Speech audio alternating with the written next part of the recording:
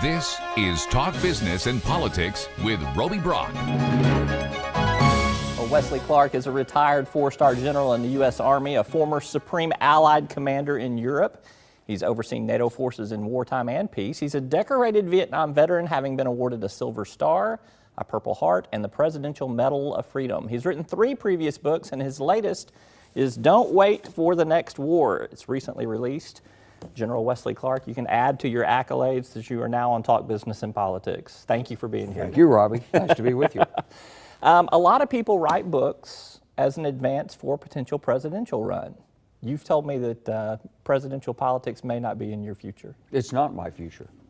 You can't communicate a serious idea in American politics today. I tried it when I ran for office 12 years ago. I tried it. I actually gave a speech and I released it like a 25 and 100-year vision for America. And I asked the reporters later, I said, how come I didn't get any coverage out of this? General, he said, your problem is not a 25-year vision, your problem is next week. And you know, there's a real short-termism in America, and it's a lot about the horse race in politics, and that's important. But I want to get ideas out there because this country is facing some critical junctures ahead. China's coming up, Russia's making a move, we're being drawn back into conflict in the Middle East. And meanwhile, we don't have the economic strength relative to other powers in the world that we used to have, but we could have that economic strength. Let me hit some of the highlights of the book here. We've got a graphic I think we can pull up to kind of talk to a little bit about this.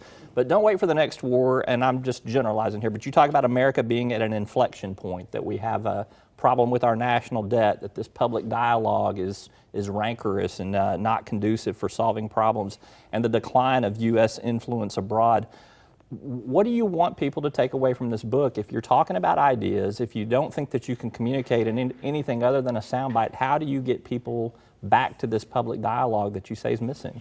Got to talk about energy independence. It's the single most important concept in America's future right now. We have a chance with the shale boom, that revolution, to stop importing foreign oil. And that will change America's economy almost overnight, and it'll help not only North Dakota and Texas and Oklahoma, but it'll help Arkansas and Mississippi and every other state. Well, we have seen improvement in America's lack of dependence on foreign oil. It's going down. But at the same time, we can't agree on the Keystone Pipeline. You've got environmentalists that oppose it. You've got folks in Congress that can't pass a piece of legislation to make it happen. You got the president as an obstacle on this. So if you've got these problems with energy independence on one of the projects that people feel could be most beneficial, are we going to see the Keystone Pipeline built now with a Republican Congress? Well, the Keystone Pipeline probably will be built, but it's not really central to my argument because it's bringing Canadian oil in. What I want us to do is keep American dollars at home, build this country's strength. The way we do it won't cost the government, it won't cost the American people a penny, because all the money's on Wall Street to do it. You do have to work with the environmental movement. They have to understand, and they have to understand there's something bigger than the environment. There's the future of America. If this country's not the leading country in the world, then all of our environmental dreams won't make it anyway. It depends on American leadership, and American leadership depends on economic growth and job creation for America's middle class. And that doesn't depend on WhatsApp and the latest thing from Silicon Valley. Doesn't depend on SpaceX, but it depends on something like energy, using America's natural resources and all that goes with it. Every year we're sending out of this country between 150 and 250 billion dollars. We're paying foreigners, mostly foreign governments, for their oil, and we can make all that liquid fuel at home. So we gained this energy independence that you're talking about, and tell me how that translates to improving our stature in the world in terms of leadership and in terms of solving some of these problems that you're talking about in the Middle East, in Ukraine, and other places around the world, in China. Well, as we become energy independent, of course, the economy grows more. So we'll create millions of jobs, new American jobs that are higher paying jobs. So that first gives you the power of resources to invest in national security, resources to invest in other growth projects in the United States and abroad.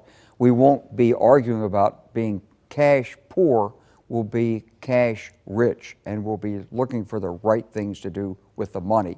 So that's the starting point for all this.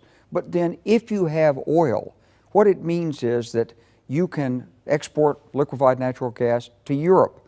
We're talking about it right now, but it's so slow.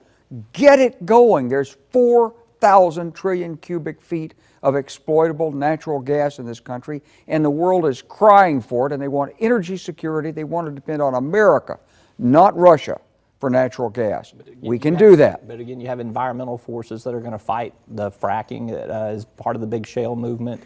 We mentioned Keystone earlier. I mean, you've got obstacles to doing that. How do you reach across people's I think you have lines to in the have. sand? I think you have to have a political bargain on this, and I think that people who are in the oil business have to understand that climate change is real.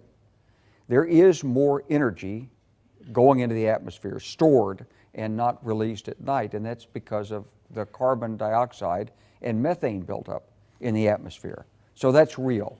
So we're going to have to wean ourselves off of a carbon economy at some point, but that's 2 decades, 3 decades in the future. Right now, the world demand for oil is going to go from 90 million barrels a day, which is what it is today, up to maybe 120 million barrels a day, because everybody else out there wants to live like Americans. And so it may be as well be America who meets that demand for liquid fuel. It's not only oil and liquefied natural gas, it's also things like biofuels, which we're rich in potential for.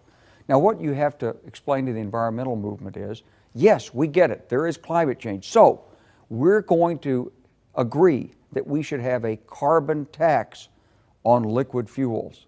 It can be $25 a ton for carbon. That's about 20 cents a gallon on gasoline.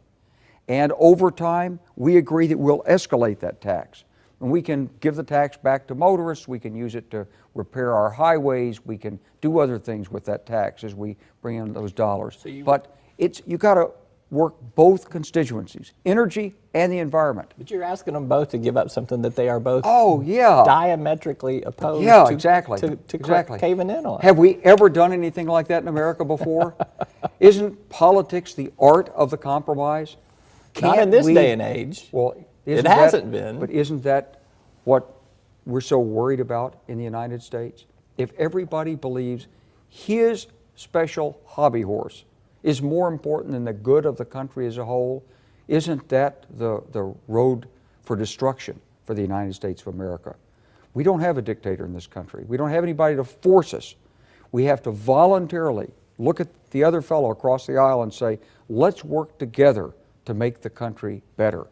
I think there's a way to do it. I think it's on the energy and environment, and I hope that political candidates from both parties will look at ideas like this or some modification of it and use it in this next election to get us off politics on personalities and destruction and get us into something where candidates compete with their plans as how to rebuild America. I'm with you in theory. I want to see how it plays out in practice. We got to wrap up because we're out of time. I appreciate you being here. Thank you, General Robbie. Wesley Clark. The book is Don't Wait for the Next War. You can find it on Amazon.com or in a bookstore near you.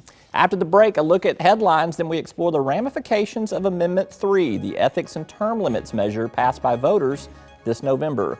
What the devil is even in those details? We're going to find out right after this.